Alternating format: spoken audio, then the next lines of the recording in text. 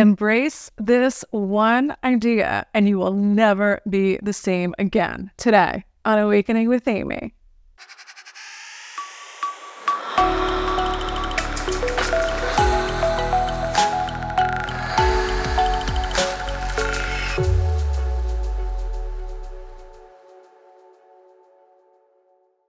Hi, welcome. I'm Amy Valentine, certified life coach, hoping to awaken within you a mindset that you can be, do, and have any desire.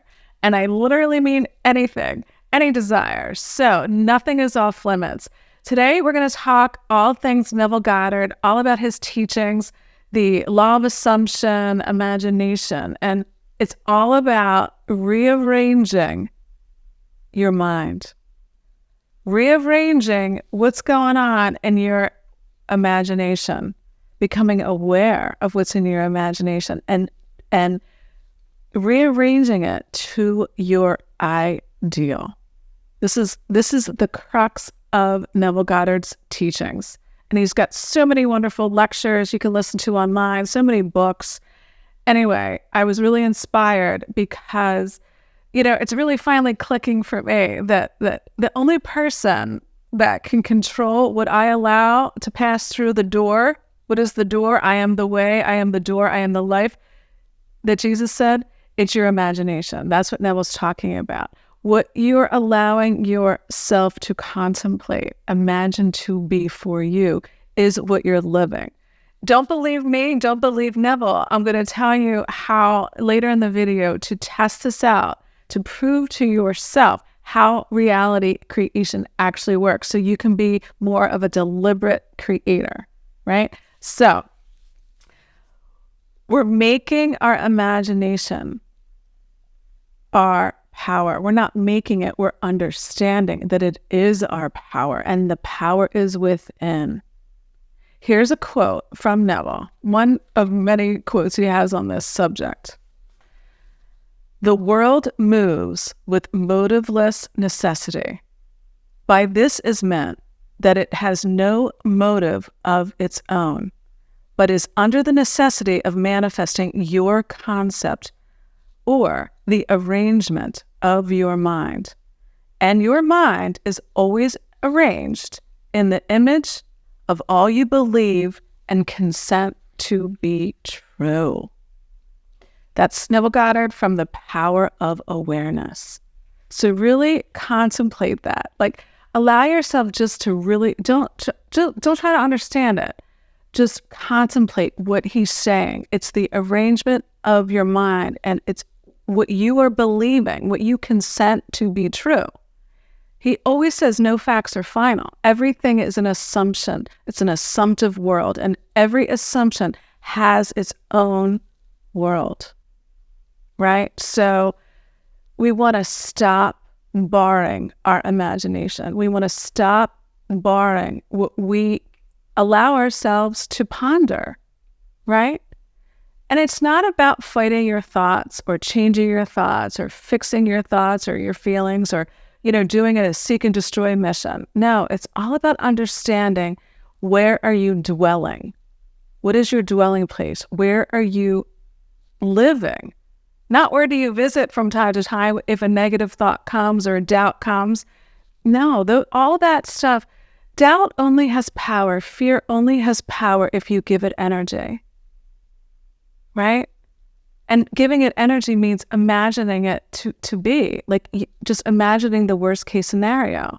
What Neville is teaching is imagining best case scenario. That is the proper use of your imagination, of your mind.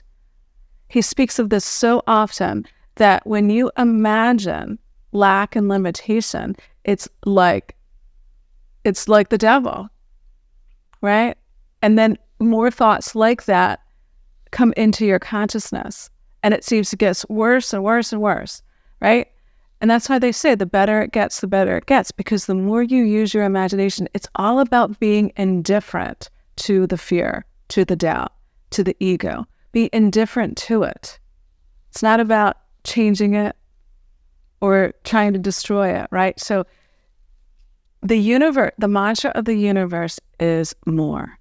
It's yes. There is no exertion. Nothing can come into your life experience without your invitation. And how you invite it is by what you're doing with your mind, what you're imagining to be true for you. So you want to stop the no in your mind. You stop it by saying yes to your ideal, right? You don't want to wait for anything in the outer world to change to make you feel better. It's not the way the world works, right? Judge not by appearances. And that's what Neville talks about when judge not by appearances.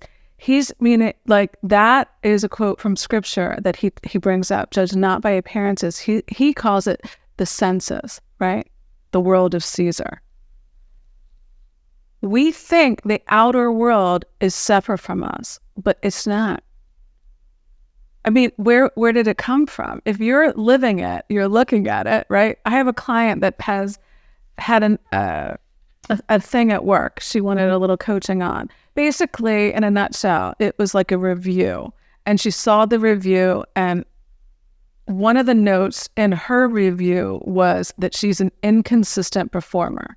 And she said she got triggered by that. She got upset. She got angry. She's like, I work so hard for this company and I don't understand what's going on. And I said, that situation, that review, where did it come from? And she was like, well, it came from, my manager. And I said, well, no, it came from you. I said, without you, there would be no evaluation. And she was like, wait, what? And she's like, what do you mean? And I said, well, without you imagining that you could be disrespected or, unliked or, or inconsistent, there would be no review to tell you all that stuff. Everything in the outer world is a reflection of what you're doing. It's all different states of consciousness within your mind. And it really, I hope it gave her food for thought, because it's not a good or a bad thing. Everything that happens in our outer world, the first cause that Neville talks about is your consciousness. What you're consenting to be true, how you're arranging your mind, what you're imagining, what is your dwelling place, right? So you must abandon reason. The reasoning mind, looking for signs, figuring things out, justifying, reasoning things, talking yourself into things or talking yourself out of things. That's such a trick of the ego. The ego is perpetual limitation. It's perpetual fear. It's not wrong. It just is unaware of love. There's a really powerful example of this as well, the use of love. See, this is what we're really talking about. The yes is love, is the love of your desire.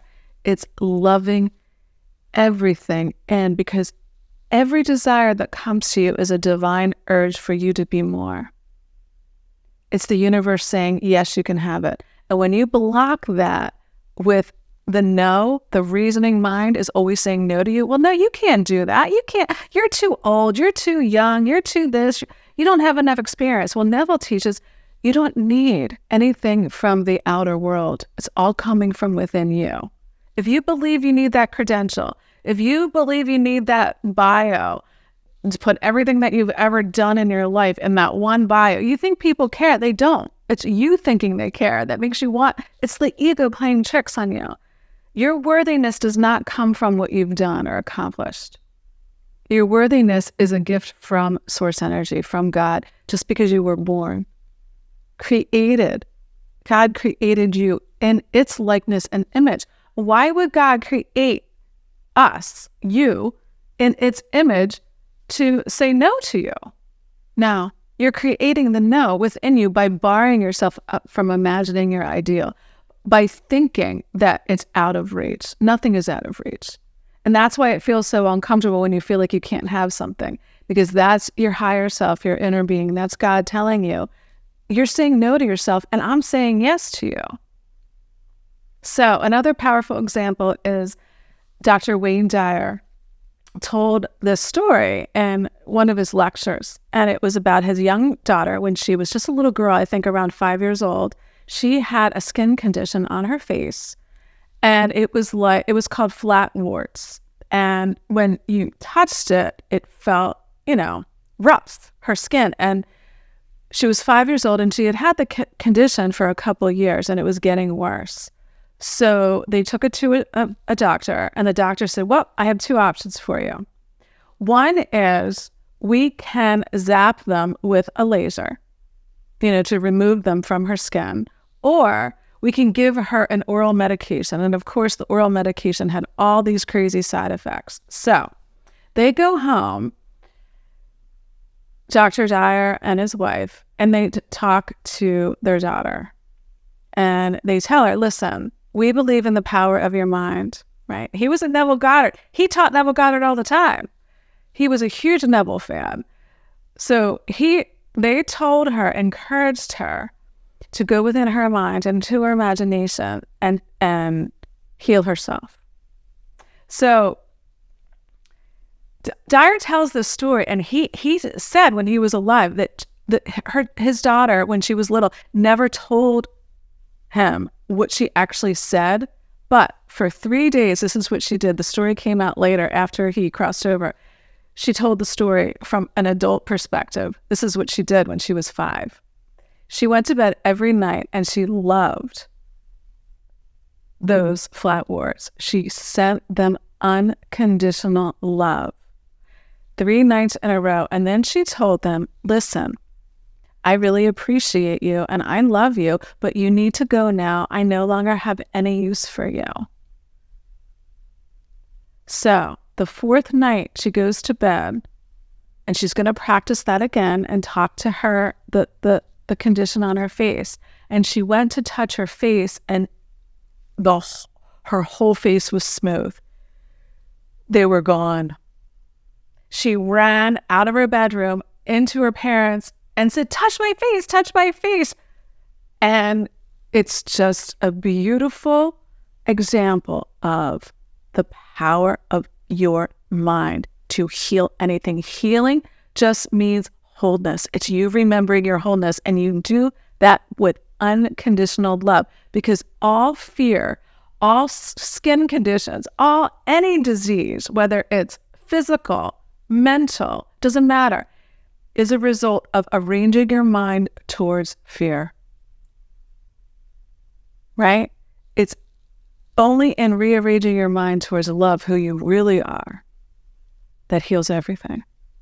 So love it all. It's all temporary. Whatever unwanted situation in your life, again, whether it's your bosses at work telling you that you're not enough, or if it's a skin condition like Sage Dyer, understand it's all coming from within you. And when you're aware of this and embrace this, you embrace the yes. You say yes to your imagination instead of blocking it with your no. You say yes to everything that you desire by loving it. Love it all. So practice this, test it out for yourself. Anything unwanted in your life, do what that little girl did. Talk to the doubt, talk to the fear, be indifferent to it, and go to the love. Love, the love within will show without. The whole vast world, physical world, will rearrange itself around how you arrange your mind. So try it, test it out. Let me know how it goes. So thank you so much for being here for this Neville lesson today. And I'm so grateful and thankful. Please like and share the video. That's how we get the message out there.